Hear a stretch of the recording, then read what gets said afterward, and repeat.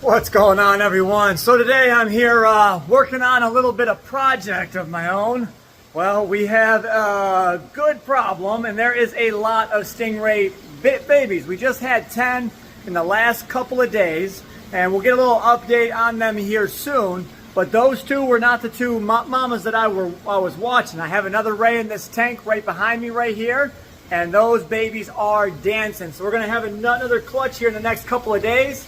And there's still 2 rays in this tank that are still in the process of cooking, and another ray that's getting tore up, so she'll be ready to pop soon. And this girl over here I think is plugged as well. So I need spots for lots and lots of babies. As we're running back through, these are my Matoros. These are all my BDs. That's a classic Leo. Look at her. Her back is definitely developing. Got this girl. You got my regular BD here, and I must have passed her. Yep, she's back here. She is also starting to grow and develop. But this girl, this is my albino. This is albino hybrid, and them babies were dancing earlier. I'm like, oh, it is about go time. So I think in the next week, possibly even tonight or the next couple of nights. So I started to perfect a plan. I had this sump sitting downstairs thinking I would use it on top of the 3500 over there. Well, this is like a perfect ray tank, and we've got a divider here, so I can kind of split them up. I could even do divides in the middle of these if I so want to. There's baffles in the middle, so I can do water in on one side, water out on the other. You can see there's a hole in the bottom of this sump here, and I went ahead and just found these parts and made this. So basically what's going to happen, bam.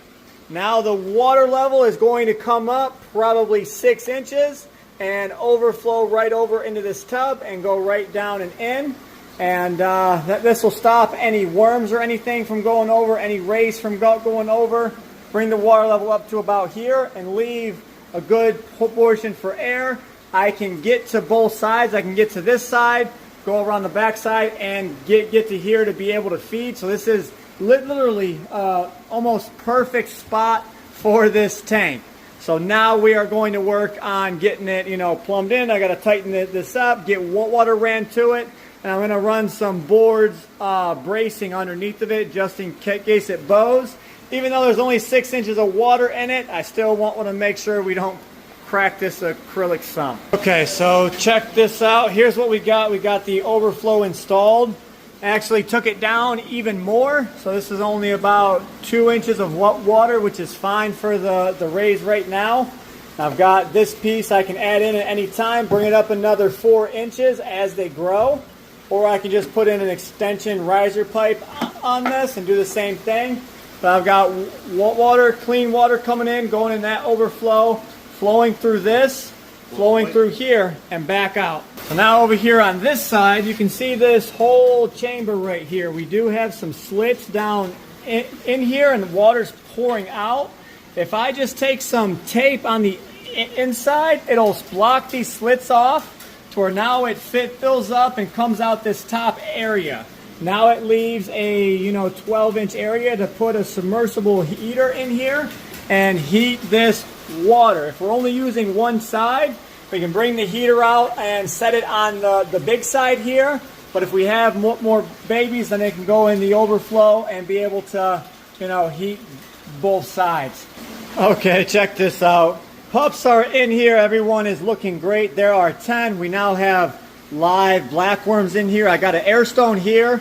Heater on the other side of the baffle. A little power filter there to try and get hot water through. Then I have this little air line coming over feeding the tank because the last one I hooked up was just too much. So now we have it coming in, going back out and just dripping down. So they've got a constant feed, a filter, heater, air line. And now they have all these blackworms that they can just go to town on during the nighttime. When I come back tomorrow, these should all be gone. And during the day, I try and feed them a bit of other things like pellets and stuff like that. Sometimes it works, sometimes it doesn't, but every day we should be getting a little bit closer to the end goal. The water right now is sitting at 82.4, which is great. I want to bring that up to about 85 degrees, so we are very, very close. Okay, check it out. We just got this Vieja Since Pelham in here. He is in quarantine. We did pick up this red tail since the last video. And then some big clunkers down here. Look at these tinfoil barbs. We got some red spot, red hooks. They are all very big, very beautiful. Just got to heal up their fins just a tad bit. I'll probably be hanging on to these tinfoils to add them to the species collection. But right up here is what I'm really trying to show you. You remember I lost my lemon barbs. They just got old and fizzled out. Well, I just picked up another one, and we have a golden albino tinfoil barb, and then 2 albino platinums. So they're all white with red eyes. These are the newer ones that have come out. They look absolutely stunning. Just have to heal up their fins. But you know what? We can get that done, no problem whatsoever. And then this big beast right here. He's already looking a million times better since being here. But man, look at his side ribs. That is just bad. So I got to get them filed down some. Let him actually develop and heal up a bit. The other side, he has some scrapes and whatnot, but he is every bit of 36 to 38 inches long. This is a big Tarashuki cat, Niger cat, Ripsaw catfish. As you can see, those things hit you, they can definitely do some damage. Coming right over here into this 110, we've got the wolf cichlid. He's doing great. This is a short body. I kind of like him. Might hold on to this one. I'm not sure yet. Got the green terror over here. He's still doing his thing. But back over here to the rays, I went ahead and changed things up a little bit. I turned the flow down to airline tube. Put a power filter in there over the heater coming over to this side. So now the water is staying at 86 degrees. We have live bloodworms in here. I probably put in about 20 portions a night, and they go ahead and just go to town. The rays are all eating good, doing great. So I'd say in about another week or two, these guys will go ahead and be ready for their new homes. We've got all different types of patterns. This is all with the light off as well. So we definitely have some beautiful looking rays if they can look this good with the light off. How cool is that? Okay, a little bit more some news around here. You know, we had 4 Fly River turtles. I've been looking for the perfect home for our boy back in that 1,000-gallon tank back there. Well, I finally found it, and he is going to be going home. So that is a bit of good news. We'll be clearing him out of here. And, you know, we'll just have a little bit more room in that tank to do something else with it. The Paraiba is healing back up, doing great. Same thing with the lungfish. This albino goonch took the other one's hide. That one back in that 1,000 is definitely healing back up great. So things are looking good around here. The paddlefish are doing amazing. I feed them so much every single day. Oh my goodness. Like I'll take handfuls just like this and go, you know, 5-6 times a day. And these guys will just come up, they'll start smelling it, and then they'll start hitting it. Give it a second here, and then you'll start seeing it. There we go, boom. Just fed them a few hours ago, so it's not the morning craze, but we are keeping these guys super fed.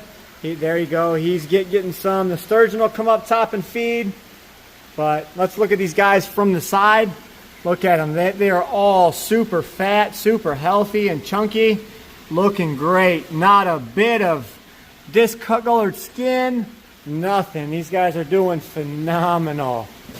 Okay, and before we go here, take a look at this. So you guys know that girl is pregnant right now.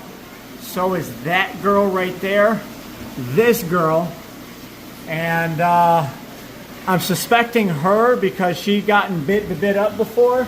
But I just noticed something now. Look at this big girl here. This is the super spot female with a very small Batman gene. You can see the little dip out of her front disc. So she has the recessive gene, just not very, very great. But I noticed that the babies are starting to move on her back. So we are going to have some pups out of her, and they are kicking right now. You can see that. Look at that. That is pretty cool. So I haven't had pups out of her in a very long time because I haven't had a male that's been big enough to be able to subdue her and get her pregnant. Oh, this one's moving on this side. See? Backside, look at that. How cool. And she was laying completely still. That is completely awesome. These guys will be having pups here soon. I feel like it's going to be like a domino effect. Bam, bam, bam, bam, bam. We're going to have, another 20, 30 pups. Because, man, this is going to be awesome. This little tank back here, I don't even know if it's going to be enough for all of these rays. That is going to be awesome. So I hope you guys enjoyed. We'll catch you in the next one. As always, stay fishy, my friends.